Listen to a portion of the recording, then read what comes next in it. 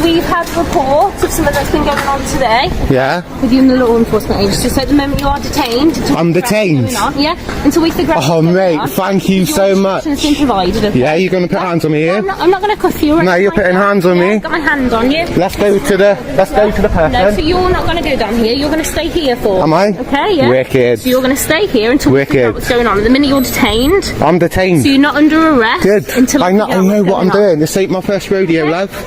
Okay. Can you just tell this gentleman so you can't go over that I'm allowed to film in public? For me, okay? Can you tell him I'm allowed? No, I'm not going to. You got your hands on me. I've got my hand. Get your hands off me. If you continue to be aggressive, then you will be cuffed. Okay? Go on then, cuff me. Go on. At the minute, I haven't done anything. I'm trying to figure out what's going on. I'm not saying. I'm filming him in public. Okay. I'm not saying. I'm filming him in public, like this. Stay here for. My camera. Calm down. Calm down. Welcome to today's courtroom breakdown.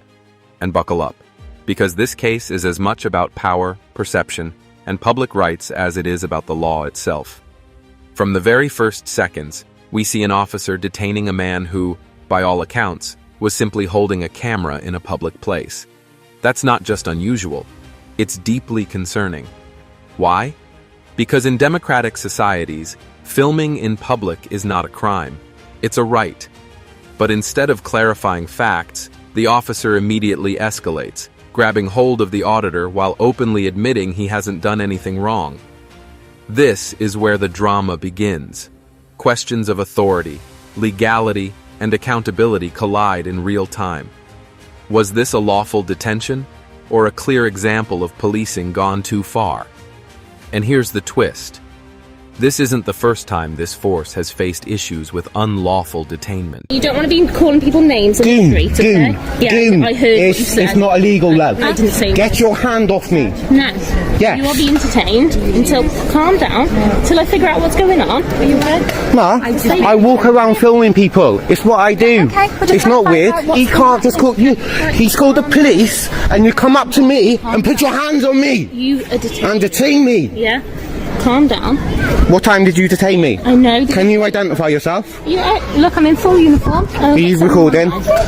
Are you recording? Yeah, I'm recording. Why haven't you told me you're recording? You need to tell me at the first opportunity. No, I don't. Yes, you do. No, I don't. Should we get your things up so we can have a look at it? And this is always on. It's never on camera. Mate. No, same as. By the end of this case, you'll see just how quickly a misunderstanding can spiral into a rights violation with potentially costly consequences.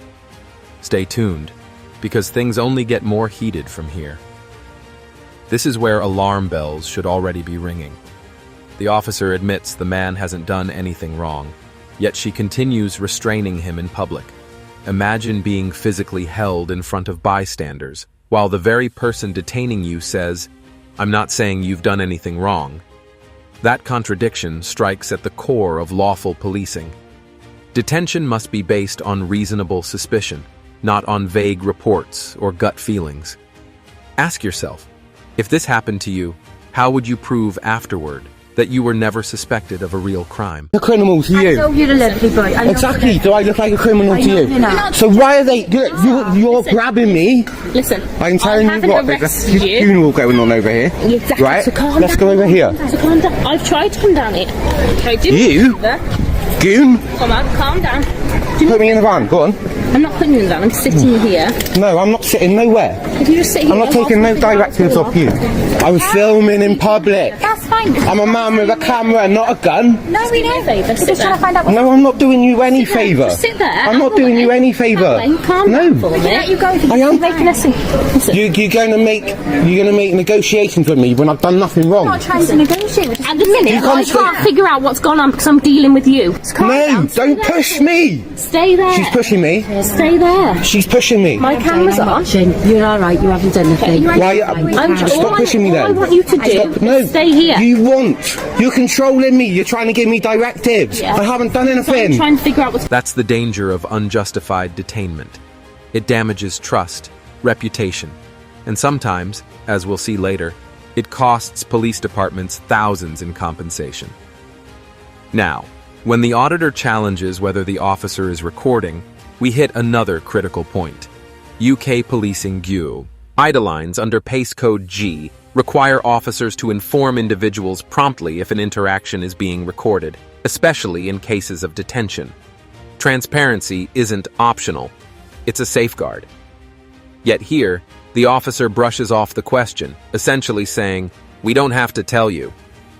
That's not just dismissive, it's factually wrong.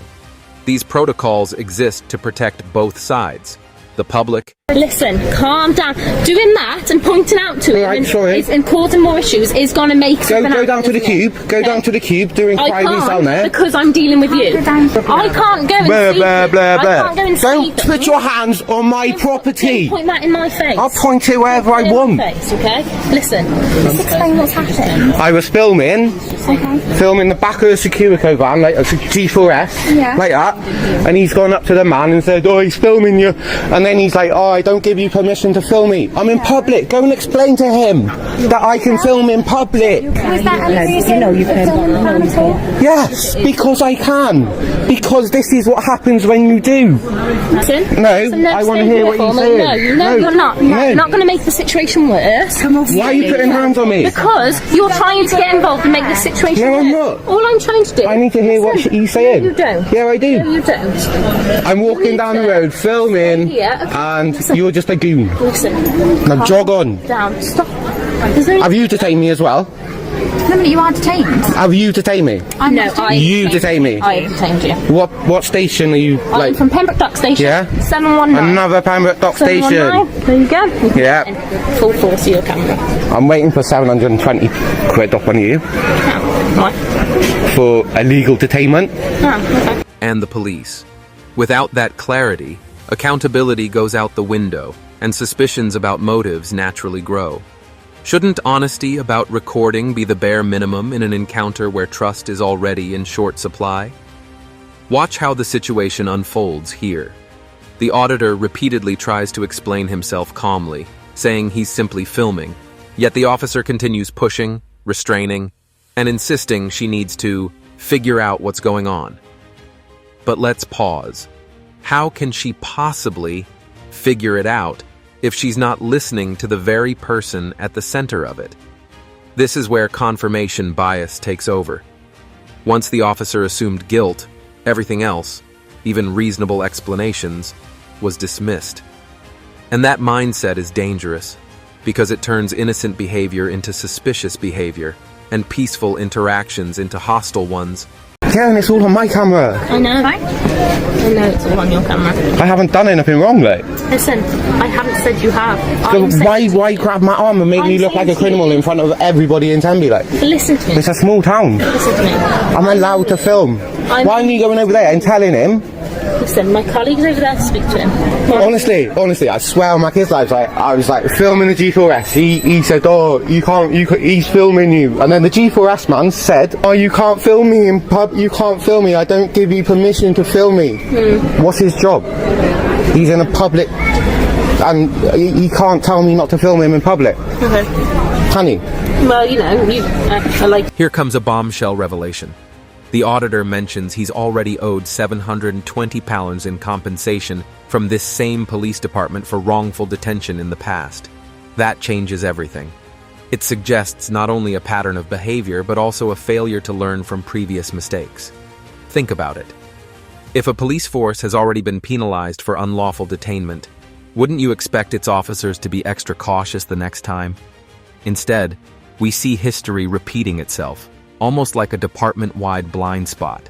This isn't just about one officer's actions, it's about systemic accountability, or rather, the lack of it. And here's the irony of ironies. The G4S driver, upset about being filmed, calls the police.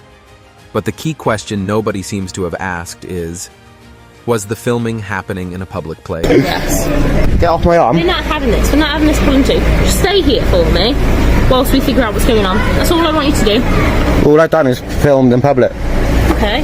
But because we've had a report... Of what? We just need to need to What is see the report? everybody that's involved. At the moment, I'm not sure. My colleague's over there trying to get more information. I'm trying to speak to you about Okay? This is what I'm trying to tell you. What was your name? Really? Why can't I ask you that question? Because I don't need to give you it. Okay, well, I'd like to know who you are. Why? Because I'm talking to you. Why do you need to know who I am? You've asked who I am because you're talking to me. Yeah, that's your policy, isn't it? Yeah, so I ain't got no policies. I don't work for you. I just asked you. You work for me. Okay. Jog on. Right. So my colleague's just going to speak to you from the report that we've had. Okay. Yeah. So at this moment in time. So at this moment in time, you're under arrest and a suspicion of harassment. So you do not have to say anything, but it may harm your defence. We do not mention when questions. The answer, as we know, is yes. And that should have ended the conversation immediately. Filming in public is legal. It doesn't matter if someone doesn't give permission. Permission isn't required in public spaces. Yet instead of clarifying that simple point, officers treated it as if a serious crime was in progress. This shows how a misunderstanding of basic rights can trigger a chain reaction, from an unnecessary call to an unlawful detention. And just when it seems like the situation couldn't escalate further, it does. The officer moves from vague detainment to outright arrest on suspicion of harassment. Let's break that down. Harassment under UK law requires a course of conduct that causes alarm or distress, but filming in public, even if it annoys someone, doesn't automatically meet that bar. So why the jump from detention to arrest? It suggests that, instead of reassessing the situation, the officer doubled down, escalating her control when challenged. It's a pattern we see often. When authority is questioned, the response is to increase force rather than reevaluate facts. But in court, that escalation may not hold up under scrutiny. So, let's recap. A man peacefully filming in public is detained without clear cause, restrained despite no evidence of wrongdoing, and ultimately arrested on shaky grounds of harassment. Along the way, the officer ignores disclosure rules, dismisses legal rights, and repeats mistakes her department has already been penalized for. The bigger picture? This case isn't just about one incident. It's about what happens when authority outweighs accountability.